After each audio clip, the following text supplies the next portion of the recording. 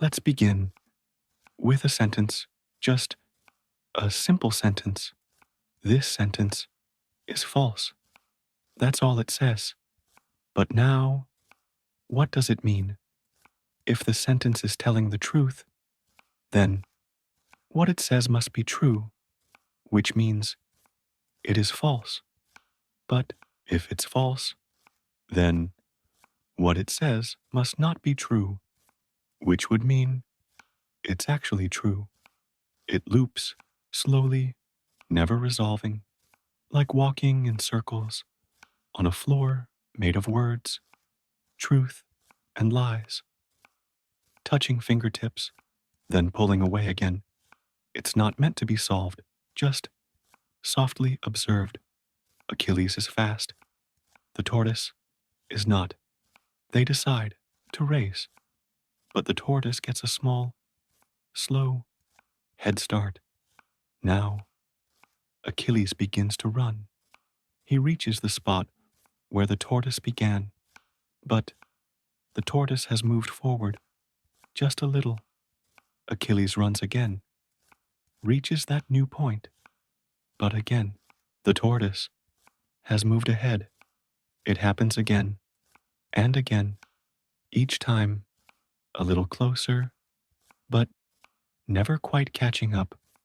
Of course, we know Achilles will pass him eventually, but the paradox doesn't care about eventually, only about steps, each one taking just a little more time.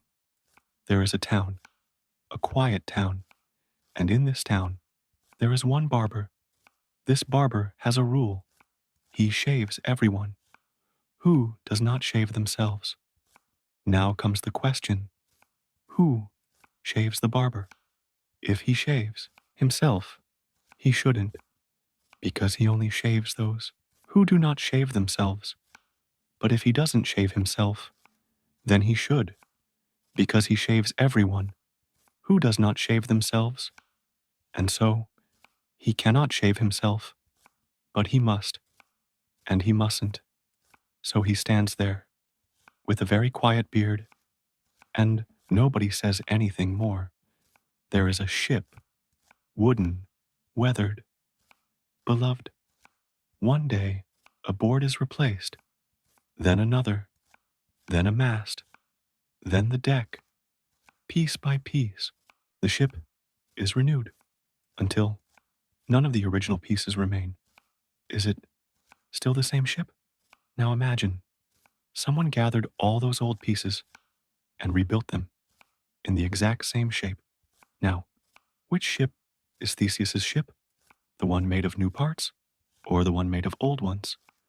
Or maybe the question itself is just a raft floating on soft philosophical waters. Paradox 5. The omnipotence paradox. Can an all-powerful being create a stone so heavy that even they cannot lift it? If yes, then they cannot lift it. So, they are not all-powerful. But if no, then there is something they cannot do. So again, they are not all-powerful. It folds in on itself, softly, like a thought, curling up for a nap. Perhaps it is not a question for answers, but one for slow, circular wondering, like watching clouds move in a perfectly still sky. A judge tells a prisoner, "You will be hanged next week, but it will be a surprise," the prisoner thinks. He reasons, if it hasn't happened by Thursday night, then it must be Friday. But if he knows it's Friday, then it isn't a surprise. So it can't be Friday. And if it can't be Friday, then Thursday becomes predictable. So it can't be Thursday. He eliminates every day, one by one, until he believes it cannot happen at all. But then, one morning, he is surprised. And so, the paradox keeps thinking, even when the thinking is done. There is a set a collection. It contains all sets that do not contain themselves. Now, ask yourself, does this set contain itself? If it does, then it shouldn't, because it only contains sets that don't contain themselves. But if it doesn't, then it should, because it qualifies. A soft logic puzzle that collapses when touched, like a soap bubble made of thoughts. No answer, just a quiet swirl of maybe. A time traveler finds a book. It is old, mysterious, beautifully written. He brings it back in time, gives it to someone in the past. That person copies it, publishes it. Years pass, generations. Eventually, the time traveler finds it again. The same book, the same words. He brings it back again. So now, who wrote the book? No one? Everyone? Or maybe the book just wanted to exist. There is a hotel.